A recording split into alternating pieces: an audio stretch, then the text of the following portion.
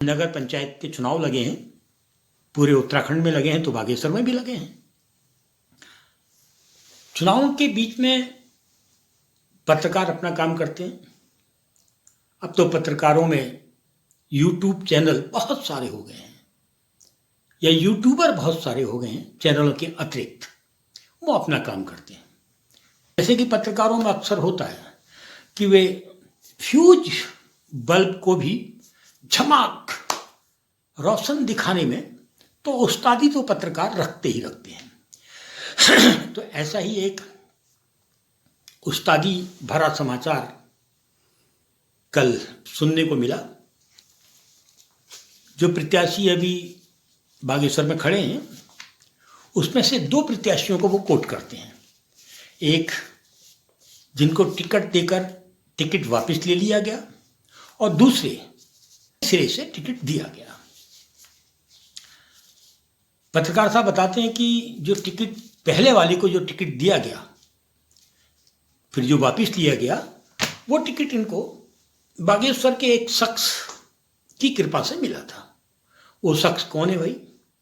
वो एक ऐसे शख्स हैं जो शुरुआत में उत्तराखंड क्रांति दल में, फिर भारतीय जनता पार्टी में, फिर कांग्रेस में, फिर भारतीय जनता पार्टी में, फिर बहुजन समाजवादी पार्टी में, फिर आम आदमी पार्टी में, फिर भारतीय जनता पार्टी में घूमते फिरते रहते हैं, और 2 बार कपकोट विधानसभा से चुनाव भी लड़ चुके हैं। हार जाते हैं। व्यक्ति जो भारतीय जनता पार्टी में है, वो कांग्रेस के अंदर किसी को भी टिकट दिलवा सकता है।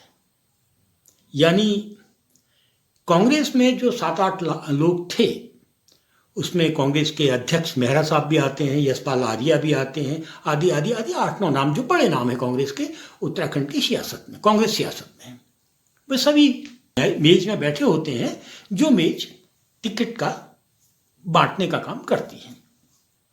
अब पत्रकार साहब ने ये कह के कि उस व्यक्ति ने जो कांग्रेस में नहीं है, भारतीय जनता पार्टी में, कांग्रेस का टिकट दिलवा दिया, तो यही साबित करने की कोशिश की कि कांग्रेस में जितने भी आला कमान है, बड़े बड़े हैं, वो पप्पू हैं।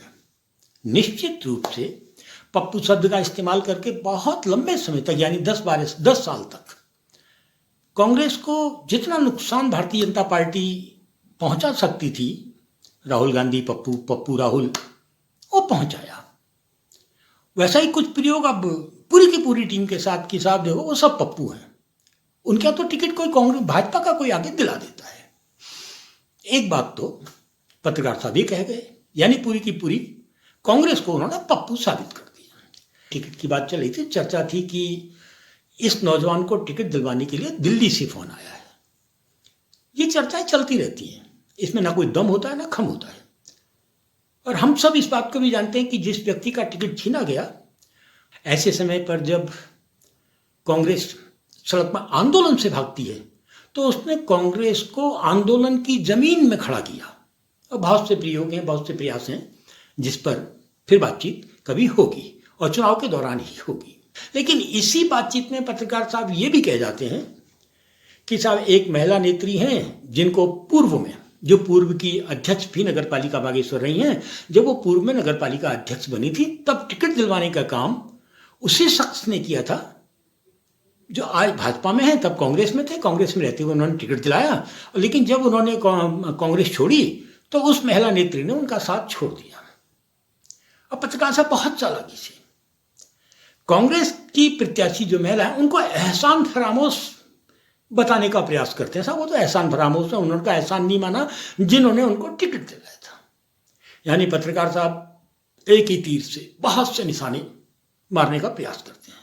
एक तरफ उसको वो एक ऐसे आदमी का एजेंट बताने की कोशिश कर रहे हैं, ऐसे आदमी की कठपुतली बताने की कोशिश कर रहे हैं जो आदमी आज की तारीख में बागेश्वर की राजनीति में कहीं है ही नहीं। अब बातचीत का आधार क्या है? उनकी बातचीत का आधार क्या है? वो कहते हैं साहब ये जनता में चर्चा थी। वैसे चर्चाओं का कोई क्षेत्र नहीं होता है कि एक छोटा पान की दुकान में खड़े होकर आप किससे कहलवा दीजिए, वो चर्चा का हिस्सा मान लिया जाता है। वो चर्चा बनाना बड़ी बात नहीं होती है। यानी बुनियाद चर्चा एक ऐसी चर्चा जिसकी कोई बुनियाद नहीं है। खैर,